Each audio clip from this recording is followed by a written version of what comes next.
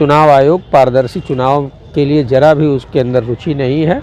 मुझे ये लगता है कि आज फिर से इस माहौल में टी.एन. शेषन जैसे एक ईमानदार अधिकारी की आवश्यकता है जो मुख्य चुनाव आयुक्त के रूप में हो। अगर आप किसी से भी पूछेंगे कि ईमानदार और बढ़िया मुख्य चुनाव आयुक्त कौन रहा, तो सभी टी.एन. शेषन का नाम लेंगे। और सबसे अविश्वसनीय, जिसके ऊपर जनता को विश्वास नहीं है, वो कौन है, तो वो राजीव कुमार का नाम लेंगे। के जो दलाल हैं, जो सत्ता के साथ खड़े रहने वाले लोग हैं, अब वो चाहते हैं कि पैसे दे दो, बोटी खिला दो, दारू पिला दो। इसी के दम पे योगी जैसा जो सन्यासी का चोला पहने हुए है, अब उसके कैंडिडेट ये सब करा रहे हैं, तो अब सोचिए वो कैसे सन्यासी होंगे। अगर वो सन्यासी होते तो सात्विकता से वो अपना बताते कि हमने पिछले 7-7.5 साल में क्या काम किया है इस पर। और आप देख रहे हैं कांडी बनारसी में स्वागत है। जिस तरीके से महाराष्ट्र में राजनीतिक सियासत तेज हो चुका है और जिस तरीके से विनोद तावड़े को लेकर लगातार विपक्ष हमलावर है, और हमारे साथ हैं कांग्रेस प्रवक्ता वैभव त्रिपाठी, और इनसे हम बात करेंगे कि जिस तरीके से महाराष्ट्र में जो नोट पकड़ा गया है उसको लेकर, महाराष्ट्र को लेकर क्या कहेंगे जिस तरीके से होटल में नोट पकड़े गए हैं। देखिए, ये नंगा नाच चल रहा है भाजपा की सरकार का, और पैसे से लोकतंत्र को बंधक बनाने की कोशिश है नरेंद्र मोदी की। सवाल ये खड़ा होता है कि इतने करोड़ों करोड़ रुपए आ कहाँ से रहे। सवाल ये भी है कि सीएजी ने सरकारी जो प्रोजेक्ट्स थे उनकी जांच पर रोक क्यों लगाया। क्या भाजपा के भ्रष्टाचार के ऊपर पर्दा डालने का काम कर रहे हैं लोग? आखिर क्यों नहीं महाराष्ट्र की जनता को ये पता चलने देना चाहते हैं कि जो बड़े बड़े प्रोजेक्ट्स अडानी अंबानी जैसे लोगों को दिए गए हैं उसमें क्या घपला हुआ है? सीएजी की ऑडिट बीच में क्यों रुकी? अगर विनोद तावड़े जो भाजपा के राष्ट्रीय महासचिव हैं, उनके पास एक काले बैग में एक डायरी मिली जिसमें 15 करोड़ रुपए का ब्यौरा है और 5 करोड़ रुपए नगद पकड़ा गया है। जब 5 करोड़ रुपए ये आए कहाँ से? जब 5 बजे चुनाव प्रचार थम गया, उसके अगले दिन ये होटल में क्या कर रहे थे? उस दिन पैसे बांटे जा रहे थे। क्या इस पर चुनाव आयोग कार्रवाई करेगा या मूक दर्शक बना रहेगा? क्योंकि जनता में ये एक संदेश घूम रहा है कि चुनाव आयोग की मौन सहमति है भाजपा को।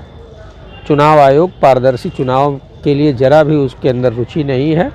मुझे ये लगता है कि आज फिर से इस माहौल में टी.एन. शेषन जैसे एक ईमानदार अधिकारी की आवश्यकता है जो मुख्य चुनाव आयुक्त के रूप में हो। अगर आप किसी से भी पूछेंगे कि ईमानदार और बढ़िया मुख्य चुनाव आयुक्त कौन रहा, तो सभी टी.एन. शेषन का नाम लेंगे। और सबसे अविश्वसनीय, जिसके ऊपर जनता को विश्वास नहीं है, वो कौन है, तो वो राजीव कुमार का नाम ले लेते हैं। तो ये बड़ा प्रश्न है कि जब चुनाव आयोग पर ही लोगों को भरोसा नहीं है तो फिर चुनाव का महत्व क्या है? और ये दिन पर दिन वो विश्वास घटता जा रहा है, क्योंकि चुनाव आयोग विपक्ष के लोगों की बात नहीं सुन रहा है, जनता के मन में जो है वो नहीं सुन रहा है। वो एक तरफा बस सत्ता पक्ष के साथ खड़ा दिखता है। जहाँ एक तरफ विपक्ष के लोगों के, विपक्ष के नेताओं के हेलीकॉप्टर, गाड़ियों, फ्लैट, मकान सबकी जांच हो रही है, सघन जांच हो रही है, वहीं नरेंद्र मोदी जी, शिंदे जी, फडणवीस जी या भाजपा के नेताओं की जांच ही नहीं हो रही। वो फ्रीक्वेंट अपना पैसा लेके घूम रहे हैं और जगह जगह बांट रहे हैं। जब ऐसी बातें हो रही हैं तो जनता क्या सोचेगी चुनाव आयोग और मुख्य चुनाव आयुक्त के बारे में? हम ये कहना चाह रहे हैं कि जहाँ एक तरफ महंगाई, बेरोजगारी और इस सरकार के तानाशाही भ्रष्टाचार के खिलाफ जनता एकजुट हो रही है, तो मोदी, फडणवीस, शिंदे, योगी आदित्यनाथ और सभी भाजपा नेता डरे हुए हैं कि जनता जब एकजुट होगी अपने अधिकारों के लिए तो इनकी जो नफरती राजनीति है वो समाप्त हो जाएगी और इनको सत्ता से बेदखल कर दिया जाएगा। अडानी के बहुत सारे प्रोजेक्ट्स हैं महाराष्ट्र में और मुंबई में, तो अडानी मुझे लगता है कि फंड कर रहे होंगे कि भाई इन भ्रष्टाचारी महायुति की सरकार अगर बनेगी तो अडानी की पौबारह रहेगी, भ्रष्टाचार करके ये अपना पैसा कमाते रहेंगे। और अगर महाविकास अघाड़ी की सरकार बन जाएगी तो इस जो भ्रष्टाचारी कॉरपोरेट अडानी है, जो भ्रष्टाचार करता है और उसको मोदी जी बचाते रहते हैं, उसकी दुकान बंद हो जाएगी। तो इस वजह से अडानी अपना खूब पैसा बहा रहा है और वही है जो 5 करोड़ 15 करोड़ 20 करोड़ 50 करोड़ जो मिल रहे हैं, करोड़ों में पैसे पकड़े जा रहे हैं और सब भाजपा के नेताओं के पास हैं, वो पकड़े जा रहे हैं। तो वो दिख रहा है कि पैसा कहाँ से आ रहा है, कौन बांट रहा है। वहाँ महाविकास अघाड़ी जनता के दम पे चुनाव लड़ रही है और महायुति भाजपा पैसे के बल पे चुनाव लड़ रही है। वही एक तरफ झारखंड में पावर प्लांट बना हुआ है, बन के तैयार है। वहाँ अगर इंडिया गठबंधन की सरकार बनेगी तो उस पावर प्लांट की बिजली भारत के अंदर ही देश के लिए वो मिलेगा। अन्यथा जब भाजपा की सरकार बन जाएगी तो वो बांग्लादेश को बिजली सप्लाई होगी। तो देश के लोग सोच रहे हैं कि क्या देश की चीज़ें विदेश में भेजकर प्राइवेट कॉरपोरेट कमाए या वो देश के अंदर यूज हो, उस पे चिंतन कर रहे हैं। और भ्रष्टाचार इस कदर है, भ्रष्टाचार को सीएजी भी ढक रहा है, इनकम टैक्स, ईडी, सीबीआई सब सत्ताधारी दल के नेताओं के भ्रष्टाचार को छिपाने में लगे हुए हैं। इसलिए जनता एकजुट हो रही है, क्योंकि जनता को पता है कि हमारे वोट से ही ये सत्ता में आते हैं और हमको ठेंगा दिखाते हैं। तो जो भाजपा की सत्ता है उसको हटाने के लिए जनता एकजुट हो रही है और जनता के एकजुट होने का ही परिणाम है कि बीजेपी छटपटाहट में इतने करोड़ों रुपए बांट रही है और इससे स्पष्ट होता जा रहा है।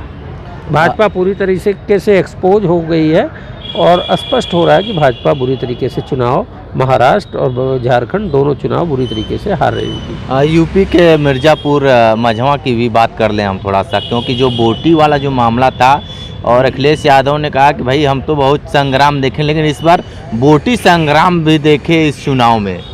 देखिए, ऐसा है कि सत्ता के जो दलाल हैं, जो सत्ता के साथ खड़े रहने वाले लोग हैं, अब वो चाहते हैं कि पैसे दे दो, बोटी खिला दो, दारू पिला दो। इसी के दम पे योगी जैसा जो सन्यासी का चोला पहने हुए है, अब उसके कैंडिडेट ये सब करा रहे हैं। तो अब सोचिए वो कैसे सन्यासी होंगे। अगर वो सन्यासी होते तो सात्विकता से वो अपना बताते कि हमने पिछले 7 साढ़े 7 साल में क्या काम किया है, इस पे वोट कीजिए। बोटी और दारू मुर्गा पे थोड़ी बात होती, पैसे बांटने की बात थोड़ी होती। लेकिन सच्चाई यही है कि जहां जनता के हक अधिकारों को इसी योगी सरकार ने पिछड़े, दलितों, ओबीसी, वंचित, शोषित सबका अधिकार छीना और आरक्षण उनका खा गए। तो वो एक्सपोज हो चुके हैं योगी आदित्यनाथ, जो गरीबों के हक को छीनकर अमीरों को देने वाले हैं। इसलिए जनता एकजुट हो रही है। तो उन गरीबों को भटकाने के लिए, बहलाने के लिए, फुसलाने के लिए और लोकतंत्र को बंधक बनाने के लिए पैसे का बांटने का चलन भाजपा बहुत तेज़ी से कर रही है। पैसे बहुत बांट रहे हैं और बोटी और दारू भी बांट रही है। एनडीए के जो सहयोगी दल हैं, जो छोटे घटक हैं, जैसे संजय निषाद हो गए, ओम प्रकाश राजभर हो गए, इन लोगों को क्या होगा? भाई देखिए, वो सत्ता में मलाई काटने के लिए है। अन्यथा संजय निषाद की पार्टी की वो सीट थी, जो विधायक रहे वहाँ से, निषाद की पार्टी से थे, तो पहले तो उनका हक बनता। तो उनका हक काट दिया। जो अपने सहयोगियों का हक काट रहे हैं योगी और मोदी, वो जनता को क्या हक देंगे? अब दबाव में हैं बेचारे। अब किस तरीके से ये सेटलमेंट हुआ कि नहीं, तुम्हारी अपनी सिटिंग सीट है वो भाजपा छीन ले रही है, अब तुम या तो पैसे से चुप हुए हो या मंत्री पद से, या क्या डील हुई है, ये जनता भी जानती है कि भाजपा सबके हक अधिकारों को छीनती है। भाजपा वो है जो शिवसेना जैसी पार्टी, जिसकी वजह से भाजपा पुष्पित पल्लवित हुई महाराष्ट्र में, उसी की पीठ में छुरा घोंप दिया। तो अब इतने से आप समझ सकते हैं, ये जो भी इनका सहयोगी रहा है उसकी पीठ में छुरा घोंपने का काम भाजपा की नरेंद्र मोदी और योगी और अमित शाह की टीम ने किया है। उनके अंदर विश्वास उनके ऊपर कोई नहीं करता और इसी वजह से वो कारपोरेट एक अडानी के पीछे खड़े हैं, अडानी पैसे देते हैं और ये लोग चुनाव लड़ते हैं। ओम प्रकाश राजभर को लेकर ओम प्रकाश राजभर की स्थिति तो बहुत दयनीय हो गई है। ओम प्रकाश राजभर पिछली बार जब मंत्री थे तो उन्होंने कहा था कि भ्रष्टाचार बहुत बढ़ गया है, जो थाने पे 500 रुपये में काम होता था अब 5000 में होना है। अब उसके बाद उनको लतिया के कैबिनेट से बाहर कर दिया था। उसके बाद फिर अब वो मंत्री बन गए हैं। अब उनसे सवाल होना चाहिए कि क्या वो जो थाने पे 500 का काम 5000 का होने लगा था वो कम हुआ है या और बढ़ गया है।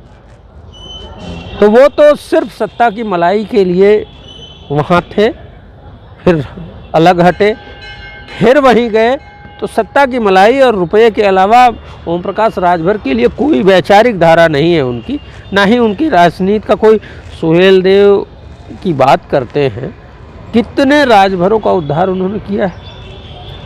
राजभर समाज की एक बहुत पुरानी मांग है जो वो भी किया करते थे, उनको आरक्षण में SC का दर्जा देने की बात। क्या हुआ? ST में वो दर्जा मिला क्या? तो पीछे भी सरकार में शामिल थे, अभी भी है सरकार में शामिल 2.5 साल से। लेकिन सवाल बड़ा ये है कि ओम प्रकाश राजभर को अपना मंत्री बनना है, अपने बेटे को विधायक बनाना, अपने बेटे को सांसद बनाना, इसके अलावा उनका कोई लक्ष्य नहीं है। और परिवारवाद पे जो भाजपा और मोदी ये लोग हंगामा करते हैं, सबसे पहले इन परिवारवादियों पे काहे नहीं कार्रवाई करते। तो मोदी को परिवारवाद सिर्फ गांधी परिवार, अखिलेश, लालू परिवार यही दिखता है। मोदी को राजनाथ का परिवार नहीं दिखता है, मोदी को मुंडे परिवार नहीं दिखता है, मोदी को ओम प्रकाश का परिवारवाद नहीं दिखता है, मोदी को अनुप्रिया पटेल का परिवारवाद नहीं दिखता है। तो ये क्या है कि बातें कुछ और करते हैं, काम कुछ और करते हैं और भाजपा के लोगों में दोहरा चरित्र है। अगर कोई परिवारवादी अजीत पवार उनके साथ चले गया तो वो परिवारवादी नहीं है। कोई भ्रष्टाचारी अजीत पवार 70,000 करोड़ का भ्रष्टाचार किया है ये कहने वाले मोदी जी